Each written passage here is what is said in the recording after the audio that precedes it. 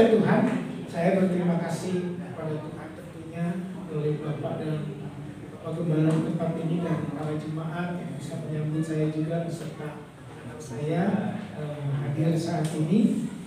Ada banyak hal yang mungkin terjadi selama 4 tahun ini. Di Bandung itu 1 tahun lebih, 1 tahunan lah gitu, ibadahnya online. Tapi puji Tuhan, saya rasa semua sekarang semua GBI sekarang setahu saya semua GBI sekarang itu udah udah onsite. Walaupun masih ada yang onsite dan online, hybrid istilahnya. Nah, saudara yang kasih oleh Tuhan, dalam ibadah kita, hadirat Tuhan itu memang benar-benar kita butuhkan. Ada satu pertanyaan yang cukup menggelitik saudara. Hamba Tuhan, seorang hamba Tuhan pernah berkata begini, saudara-saudara, coba bandingkan waktu kita menyembah Tuhan, memuji Tuhan, waktu kita berdoa syafaat, dan waktu kita mendengarkan firman Tuhan, lebih banyak mana? Iya ya, lebih banyak mendengarkan firman Tuhan. Amin. Firman Tuhan bisa jadi 30 menit, bisa jadi 45 menit, bahkan beberapa kebaktian saya hadiri firman Tuhannya lebih dari 1 jam. Kok bisa seperti itu? Dan kita mengerti bahwa ternyata firman Tuhan itu adalah kehadiran Tuhan sendiri, kuasa Tuhan sendiri. Amin. Apa jadinya kalau tanda petik gereja hanya mengadakan pujian penyembahan dan tidak ada firman Tuhannya, yaitu sama saja kayak diskotik, ya kan? Musik tak kencang gitu ya kan? Yang masuk ke dalam semangat. Wah ini asik nih musiknya, ada dentakannya, ada dentumannya, tapi nggak ada firman Tuhan ya gitu. Saya yakin saudara yang kasih Tuhan, di tempat-tempat yang seperti itu, akan sangat mudah menjauhkan kita dari kasih Tuhan. Nah, saya akan membahas sedikit tentang Alkitab yang saudara-saudara pegang. Tetapi mari kita lihat latar belakang dulu. Saya beri judul itu Imam, Raja, dan Umat Tanpa Kitab Taurat. Ya, puji Tuhan, sidang MD kemarin saya dilantik jadi pendeta Madya, bukan pendeta muda, saudara, pendeta Madya. Jadi ini PDP ini masih yang lalu, tapi tidak apa-apa. Amin. Apakah arti sebuah nama? Tetapi maknanya, kehidupannya, kesaksiannya itu yang lebih penting. Amin, saudara-saudara. Imam, Raja, dan Umat Tanpa Kitab Taurat. Apa yang terjadi dalam 2 Raja-Raja pasal yang ke-22 ayat yang ke-8? Next, ya. Di sini ada kebenaran firman Tuhan. Mari kita membacanya bersama-sama. 3, 2, 1. Berkatalah imam besar Hilkia kepada Safan pemikra itu, telah kutemukan kitab Taurat itu di rumah Tuhan. Lalu Hilkia memberikan kitab itu kepada Safan, dan Safan terus membaca. Oh, ini kan biasa. Ada imam, di situ dikatakan ada kitab Taurat, tentu ada bait sucinya. Tapi ada hal yang kalau mungkin bisa dikatakan cukup aneh. Mari kita pahami bahwa imam besar Hilkia, imam besar saudara-saudara, seorang imam besar adalah seorang pemimpin tertinggi di bait suci, dan berkata kepada Safan, telah kutemukan kitab Taurat itu di rumah Tuhan. Imam besar, seorang imam menemukan kitab Taurat di mana? Di rumah Tuhan. Ya wajar, itu memang tempatnya. Ya, Alkitab itu ya pasti ada di gereja, iya kan? Yang namanya gereja pasti ada Alkitab. Tetapi selanjutnya dikatakan apa? Lalu Hilkia memberikan kitab itu pada Safan, dan Safan terus membacanya. Ya wajar dong, yang namanya Alkitab, yang namanya kitab Taurat harus dibaca. Di balik ini ternyata pada waktu itu, pada waktu 2 Raja-Raja 22 ayat 8, ayat pasal 22 saja, itu ternyata ada bait suci, ada imam besar, ada yang bekerja di bait suci, ada kitab, tapi tidak dibaca. tidak pernah dibaca. Aduh, ini hal yang menyedihkan. Kita lihat selanjutnya. Kitabnya ada, tapi ini zaman Yosia ya. Yang pertama, Pak, imam masih ada di Yerusalem. Tadi yang saya katakan. Selanjutnya, raja masih ada di Yerusalem. Waktu itu ada raja yang bertahta dan duduk di tahta Daud, yaitu Raja Yosia. Pada waktu itu, waktu raja-raja itu ya kan, kisah raja dalam Raja-Raja 22. Selanjutnya apa yang terjadi? Rakyat umat pilihan Tuhan masih ada di Yerusalem. Mereka belum terserak, mereka belum terpecah-pecah, mereka belum ada dalam pembuangan, mereka belum ada dalam perserakan. Itu mereka belum istilahnya masih bersatu di satu tempat yang disebut dengan kota Yerusalem. Selanjutnya, kitab Taurat tidak dibaca karena tersimpan di rumah bait suci yang belum dibuka saat itu. Di zaman Yosia itu bait suci itu ditutup. Nah, beberapa waktu yang kemarin karena COVID gereja ditutup, ya kan? Ini pertanyaannya, kira-kira gereja ditutup di rumah kita baca Alkitab nggak? Menggelitik kita juga, ya kan? Tunggu, waktu pandemi kemarin gereja ditutup, kita baca Alkitab nggak ya? Oh, ada di HP saya, iya betul ada di HP saya juga ada gitu ya kan. Tapi kira-kira saya baca nggak ya? Itu rahasia saya dengan Tuhan. Sering kesal itu sesuatu yang cukup menggelitik kita gitu. Ayat ini, khotbah ini saya siapkan sebelum pandemi, saudara-saudara. Tetapi setelah pandemi baru menggelitik lebih keras gitu. Wih iya ya, benar, menyadarkan. Sekarang mari kita lihat zaman Tuhan Yesus. Itu zaman Yosia ya. Sekarang kita lihat zaman Tuhan Yesus. Imam masih menjabat di Yerusalem. Pada zaman Tuhan Yesus, imam masih ada di Yerusalem. Selanjutnya, Raja Israel sudah tidak memerintah secara politik. Pada zaman Tuhan Yesus, ternyata di Israel sudah tidak ada raja. Dan Yerusalem dikuasai oleh bangsa Yunani. Lanjut, rakyat sudah bercampur baur. Memang ini adalah sesuatu yang memang istilahnya Tuhan bekerja dalam segala perkara mendatangkan kebaikan. Amin. Selanjutnya dikatakan apa? Ahli-ahli Taurat hanya melakukan perintah. Mereka hanya melakukan perintah manusia, bukan melakukan perintah Tuhan lagi. Sangat menyedihkan. Di zaman Tuhan Yesus, mereka hanya melakukan perintah manusia. Udah beralih fungsi, saudara-saudara.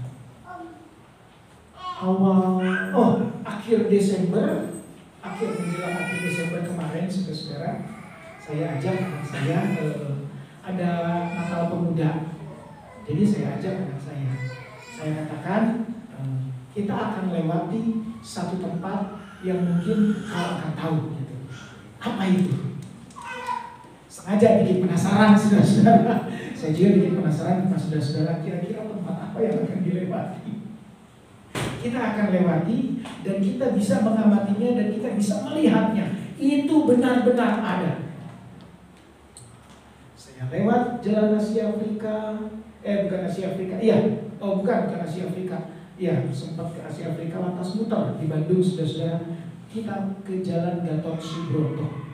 Dan setelah itu keluar Gatot Subroto, sebelum belok itu saya tunjukkan, lihat sebelah kanan. Tiba-tiba, wah, agak semangat dia lihat. Wah, katanya. Apa yang dia lihat, saudara-saudara? Ada yang tahu? Di jalan Gatot Subroto ada yang aneh nggak kira-kira? Bukan Gatot Subroto Jakarta ya, saudara-saudara. Gatot Subroto Jakarta adalah tempat gereja Gembala Pembina kita. Bukan. Ini Gatot Subroto Bandung, saudara-saudara. Sebelum gereja GPDI. Ternyata pas keluar dari gang itu, jalan potong keluar, di sebelah kanan kelihatan ada tank. Wah, tanknya keren, tank baja. Langsung dia bilang, wah ini tank Amerika. Dia tahu itu tank buatan Amerika. Saya sendiri nggak tahu kalau itu buatan Amerika, saudara-saudara. Tank baja, wow, gagah, warnanya loreng. Itu tanknya itu benar-benar bagus, jadi monumen. Tetapi kita bisa sama-sama ketahui tank baja yang di Jalan Gatot Subroto yang dipajang itu udah nggak pernah jalan lagi. Itu udah nggak pernah nembak lagi, duar. Dan di dalamnya udah nggak ada bensin, bukan bensin mungkin ya, solar, bukan solar mungkin. Saudara. Pokoknya udah nggak ada bahan bakar. Tanknya masih ada, tetapi udah nggak ada power, nggak ada kekuatan, dan nggak perlu ditakuti. Tank itu nggak perlu ditakuti karena apa? Sudah nggak ada senjatanya, sudah nggak ada bahan bakarnya, dan yang paling utama sudah tidak ada yang mengemudikannya. Jadi tank itu tidak akan ditakuti oleh siapapun, ya kan? Dan tank itu sudah beralih fungsi. Saudara-saudara, jangan sampai ini terjadi.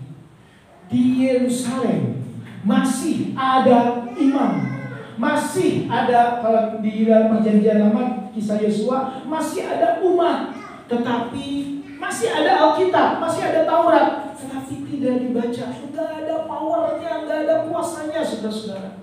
Di zaman Tuhan Yesus masih ada imam di Yerusalem, walaupun raja sudah nggak ada, raja sudah istilahnya nggak ada pada waktu itu, dan rakyat sudah hidup bersama-sama. Ahli Taurat itu hanya melakukan perintah Tuhan, bukan hanya melakukan perintah manusia, bukan perintah Tuhan. Jangan sampai itu juga terjadi saat ini. Kita masih punya Alkitab. Di HP saya ini ada lebih dari 20 versi Alkitab, saudara-saudara. Jadi saudara-saudara bisa download gitu ya kan, macam-macam. Jangan sampai kita udah punya Alkitab lebih banyak daripada sebelumnya, dan kita punya waktu yang lebih banyak, ya kan?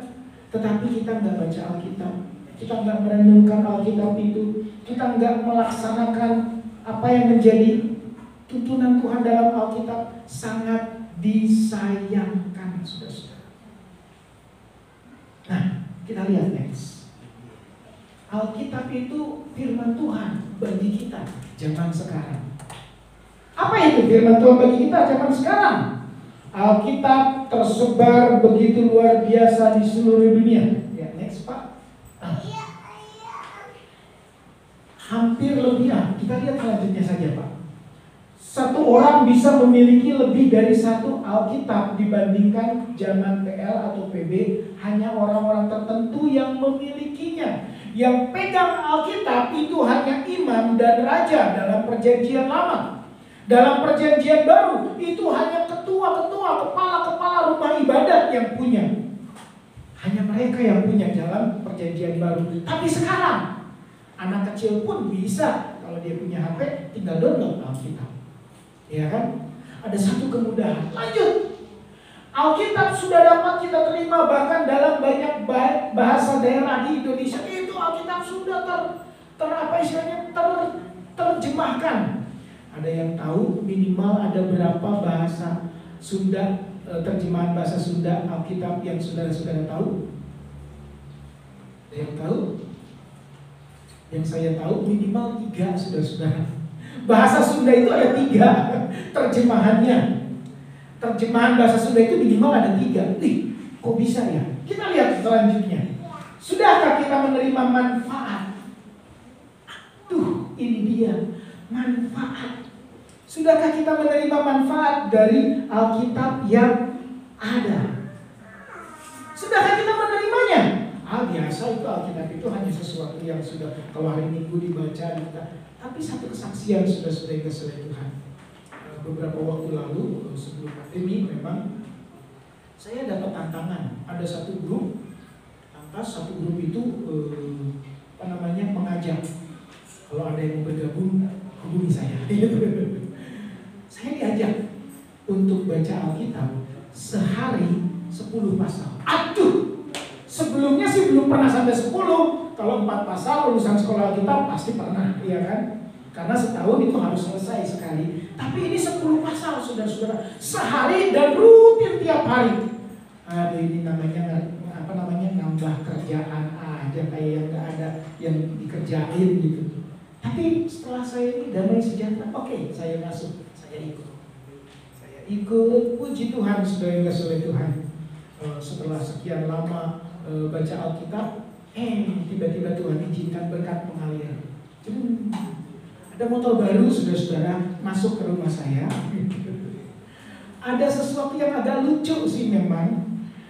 Motor itu setelah, kan biasa kalau plat putih ganti ke plat hitam. Plat hitam tiba-tiba jreng keluar tulisannya belakangnya ABA.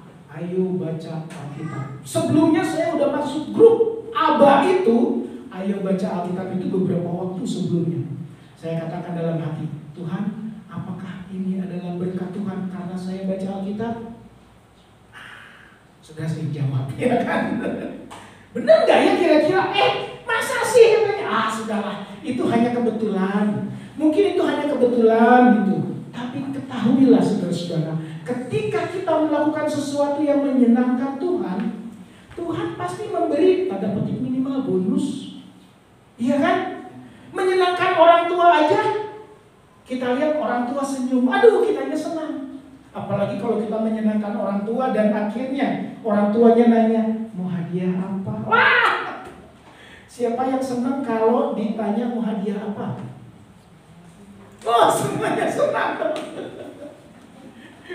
Kira-kira saya tanya ke anak saya, mau hadiah apa nanti pulang? Oh, itu urusan saya dan anak saya. Nah, saudara-saudara Tuhan, kita lanjut.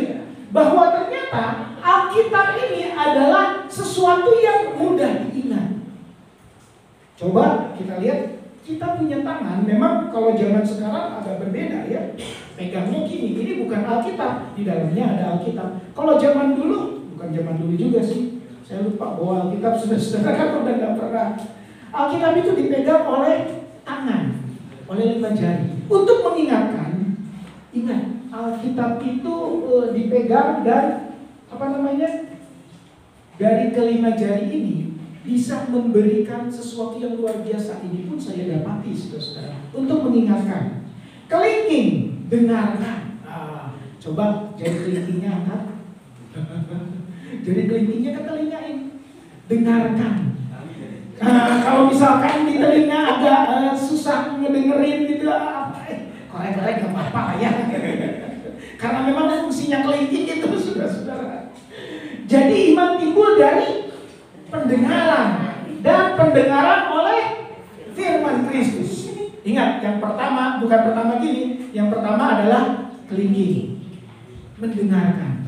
Sekarang jari manis. Jari manis ini lebih identik dengan pernikahan. Kita lihat.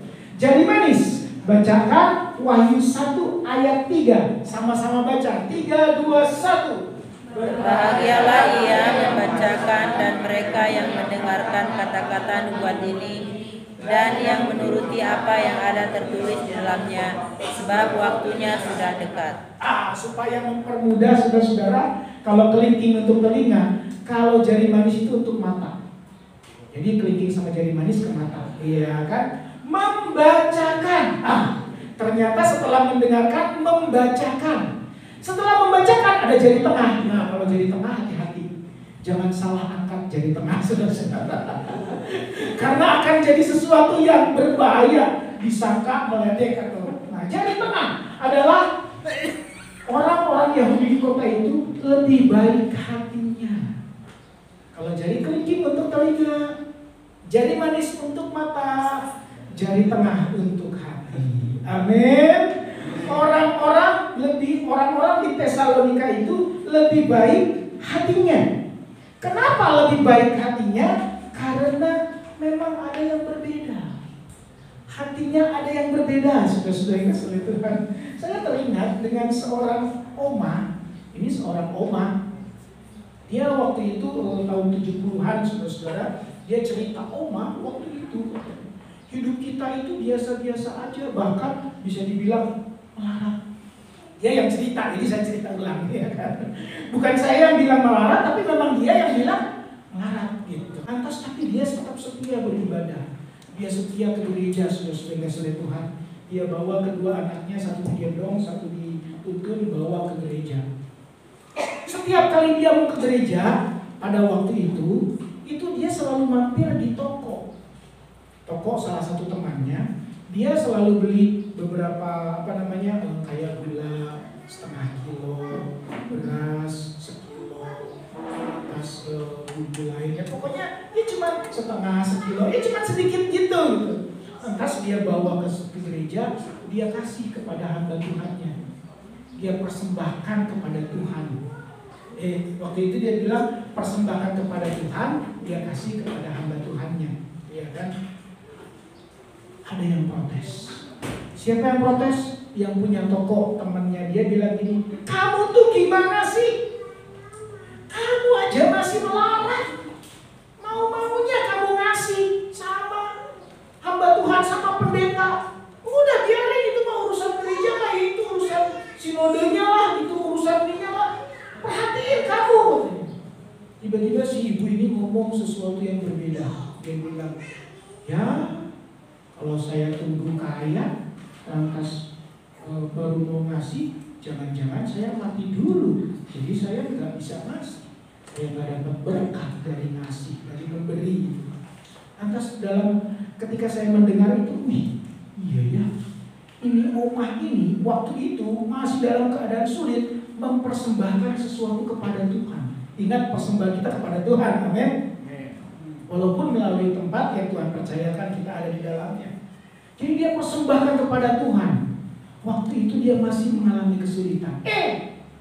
Tahun 2021 kemarin, waktu pandemi, saudara-saudara, ini omah juga, puji Tuhan sudah jauh lebih baik. Anak-anaknya udah sukses lah ya. Salah satunya itu punya pabrik kue, bukan pabrik ya. Kalau rumahan itu bukan pabrik ya, namanya apa ya? Usaha kue gitu. Cukup laris waktu itu di Bandung. Sekarang juga laris, saudara. Dan mereka itu sudah biasa kalau udah bulan Januari, mereka udah mulai nyicil untuk Lebaran. Jadi mereka udah nyetok, udah banyak. Karyawan apa semua segala macam udah banyak. Pas pandemi sudah oleh Tuhan, ternyata yang laku cuma dibilang sedikit banget, nggak sampai 1%-nya katanya. Nggak sampai 1%-nya yang keluar pada waktu pandemi. Ya udah. Tapi kan itu kue itu dalam jangka waktu 2 atau 3 bulan, saya lupa berapa lama katanya, harus ya istilahnya akan rusak, akan ya gak bagus gitu. Akhirnya si Oma ini bilang ke anaknya sih yang punya, udah bagiin aja, setelah Lebaran gak akan ada yang beli, bagiin aja sama tukang beca, sama tukang sayur, sama orang-orang di sekitar kita yang kita ketemui, bagiin aja. Bagiinnya ke siapa? Sudah sekeliling gitu. Akhirnya mereka bagikan. Yang menerima senang, aduh terima kasih, Lebaran ini saya nggak dapat ini kue Lebaran. Saya dapat kue Lebaran setelah Lebaran. Yang nerima sukacita, yang masih saudara-saudara. Ini modal saya setahun ini. Tapi dilakukan saudara-saudara. Dan akhirnya setelah itu tahun 2021 itu kan agak menurun, pandemi agak menurun, dan akhirnya mulai ada yang pesan bulan Januari, Februari, mulai ada yang pesan. Dan menjelang Lebaran itu makin banyak saudara-saudara. Tapi si Oma ini sama anaknya, dia bilang, aduh bagaimana ya, kalau kita mau ngambil karyawan lagi takutnya nggak laku, dan akhirnya udah bukan cuman buntung, KO gitu ya kan. Akhirnya ya udah gini aja, kita siapin yang kita bisa. Tunggu mah, modalnya mending, modalnya mana? Iya ya, modalnya mana ya? Nah waktu itu udah dibagi-bagi saudara-saudara. Ya udah, dia ketemu sama kakaknya usahanya beda. Lantas kakaknya bilang ya udah, tak modali gitu. Adiknya bilang gini, Kak, kalau waktu lalu kan kita udah tahu pasti nih bakalan laku. Kalau ini nggak laku, kakak mau terima nggak resikonya kita bagi 2? Gitu. Kalau rugi bagi 2 katanya. Ada yang mau bisnis kayak gitu? Saya juga mau dong gitu. Yang ngemodalin saya, tapi kalau kita tahu nih kemungkinan besar ruginya kita bagi 2, bukan untungnya yang dibagi 2. Apanya saudara-saudara? Ada yang mau? Tapi puji Tuhan, ini kakak ini nangkep sesuatu yang omahnya lakukan waktu kecil. Kapan kita jadi berkat? Kalau bukan sekarang, ya udah saya lakukan. Akhirnya si kakak ini bilang, yo wes katanya. Kalau usaha kita memang si adiknya, tetapi dia menganggap itu kan memang kakak adik ya. Kalau untung ya kita bagi dua, kalau rugi ya kita bagi dua juga. Hah? Adiknya yang bingung. Kenapa ya? Ingat mama dulu katanya. Dalam keadaan sulit masih bisa memberi. Kenapa kita yang tanda petik sekarang kita punya modal, kita kehilangan modal pun nggak apa-apa, pasti Tuhan ganti. Ini sesuatu yang lebih baik. Amin. Sesuatu yang lebih baik. Kalau dalam Kisah Rasul 17 katakan orang-orang Yahudi di kota itu lebih baik hatinya daripada orang-orang di Tesalonika. Jadi ada orang-orang yang lebih baik. Saya katakan dalam hati ini lebih baik, saudara-saudara. Kita lanjut cerita tadi ya. Akhirnya Oma dan anaknya mengerjakan, dia panggil cucunya juga. Hanya 3 orang, padahal sebelumnya kalau saya nggak salah itu mereka pakai karyawan 5-6 orang. Sekarang hanya 3 orang, saudara-saudara. Hanya 3 orang mengerjakan semua gitu. Bahkan pernah katanya, saya tuh tidur cuma 2 jam. Oh cuma 2 jam, iya mending mama tidur katanya. Anak saya nggak tidur 2 hari katanya. Mereka mencoba mengejar dan sesuatu yang mengagetkan saudara-saudara. Ternyata hasilnya, tanda petik, Tuhan tidak pernah berhutang. Dia pinjaman sekian. Hasilnya 2 kali lipat dari pinjaman itu, dan modal yang waktu hilang dibagi-bagi waktu pandemi itu kembali lagi. Tuhan pulihkan karena memiliki kebaikan hati. Amin. Saya katakan dalam hati, iya ya, jemaat Tuhan seperti itu jangan sampai hamba Tuhan kalah. Amin. Punya kebaikan hati yang luar biasa. Memang mungkin kalau kita lihat, oh itu kebaikan hati karena memang punya, tunggu dulu. Ada yang mau bisnis dengan resiko rugi bagi 2 ya. Nggak akan ada yang mau. Amin. Ini adalah masalah hati, saudara-saudara. Ada yang istilahnya bisa dikatakan, aduh iya juga ya, kalau saya melakukan ini kira-kira manfaatnya apa buat saya? Tapi ketahuilah, ketika kita baca Alkitab, ketika kita merenungkan firman, ada kuasa, ada power yang jauh lebih biasa, lebih dari biasa yang bisa kita terima. Sudah kasih Tuhan, ada banyak hal. Kita lihat selanjutnya. Yang keempat, jari telunjuk. Jari telunjuk jangan cuma 1, empatnya ya. Jangan gini saudara-saudara, 4-4-nya. Haruslah engkau mengajarkannya apa saudara-saudara? Berulang-ulang kepada anak-anakmu dan membicarakannya apabila kau duduk di rumahmu, apabila kau sedang dalam perjalanan, apabila kau berbaring, dan apabila engkau bangun. Kalau kelingking ke telinga mendengarkan, kalau jari manis ke mata kita membaca, kalau jari tengah baik hati, kalau jari telunjuk haruslah engkau mengajarkannya. Ternyata bukan cuma untuk kita, untuk sekeliling kita juga. Amin. Setelah mengajarkannya, yang terakhir, jari jempol, berbahagialah orang yang tidak berjalan menurut nasihat orang fasik. Baru kita ganti dengan jempol seutuhnya. Jadi yang kita pegang Alkitab itu ternyata punya makna yang dalam. Berbahagialah orang yang tidak berjalan menurut nasihat orang fasik, yang tidak berdiri di jalan orang berdosa, dan yang tidak duduk-duduk dalam kumpulan pencemooh. Tapi yang kesukaannya ialah Taurat Tuhan, dan yang merenungkan Taurat itu siang dan malam.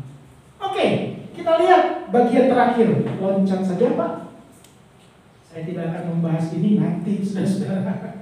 Jika kita memegang firman Tuhan, maka firman Tuhan akan memegang teguh siapa saudara-saudara? Hidup kita. Kalau kita pegang firman Tuhan, maka firman Tuhan itu yang akan berkuasa dalam hidup kita. Tuhan Yesus sendiri ketika dicobai iblis, Tuhan Yesus berkata apa?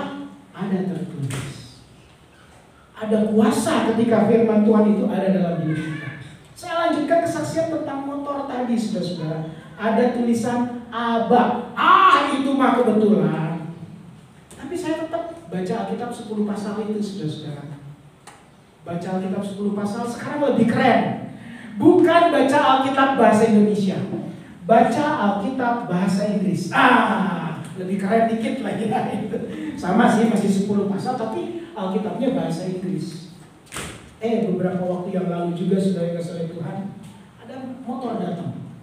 Dan motor yang saya pakai saudara, motornya Genio. Wah, kalau bisa dikatakan itu adalah berkat Tuhan. Semua yang kita terima itu berkat Tuhan. Amin. Tapi ada sesuatu yang menarik. Ketika tanggal 1 Januari, saya mulai mencatat pembacaan Alkitab saya. Kan tanggal 1 itu berarti Kejadian 1 sampai 10, iya kan? Memang setahun itu 3 kali baca Alkitabnya, tetapi 3 kali rolling karena sehari 10. Jadi pas saya nulis, karena bahasa Inggris Alkitab itu bukan Kejadian, tapi Genesis. Tulisannya Genesis. Begitu tanggal 1, saudara-saudara, saya tulis Gen 10. Berarti apa? Genesis 10 selesai. Tiba-tiba saya ngerti, ada Genio di sini. Oh, ternyata itu adalah berkat Tuhan. Amin. Oh, Genio itu ternyata berkat Tuhan. Itu kebetulan, saudara-saudara. Itu hanya kebetulan dulu. Waktu yang pertama, Abah, ayo baca Alkitab. Apakah itu kebetulan? Kebetulan. Lantas sekarang Genio, apakah itu kebetulan? Kebetulan. Cuma kebetulan. Besok-besok pun akan Tuhan berikan kebetulan-kebetulan yang baru. Amin. Kalau kita anggap itu kebetulan, nggak apa-apa. Itu adalah kebetulan-kebetulan yang Tuhan siapkan. Yang tidak pernah dilihat mata, tak pernah timbul dalam hati, tak pernah didengar telinga. Itu yang disediakan Tuhan bagi mereka yang mengasihinya. Kalau kita mengasihi Tuhan, maka Tuhan pasti akan memberkati kita. Bukan cuma berkat jasmani, saudara-saudara, berkat rohani pun lebih kita pahami. Ketika kita membaca sesuatu yang berasal dari Tuhan, seolah-olah kita itu melihat ke dalam diri kita. Ada montir di sini? Montir motor, mobil, pokoknya bengkel? Nggak ada? Oh, belum ada. Montir itu harus tahu cara kerja motor, iya kan? Kalau di sini angkatan udara, ya. Nah, untuk bisa memperbaiki, maka dia harus tahu, iya kan? Dan ketika dia udah tahu, maka dia tahu mana kesalahannya. Ketika kita baca Alkitab, kita akan langsung mengetahui apa yang Tuhan inginkan untuk kita lakukan. Oh, yang Tuhan mau itu begini. Ketika ada kesalahan, untuk orang yang baca Alkitab, itu pasti lebih lagi mudah mengerti, lebih lagi mudah memahami. Dan kita yakin firman Tuhanlah yang berkuasa, bukan kuat gagahku, bukan kuat hebat kita, bukan kepintaran kita, namun oleh Rohku, kata Tuhan. Jadi firman Tuhan yang telah ada dalam hidup kita, menjadi bagian kita, mari kita alami manfaatnya, mari kita rasakan kuasanya, mari kita alami dan jadi kesaksian. Dan kita yakin firman Tuhan adalah ya. Kita tundukkan kepala.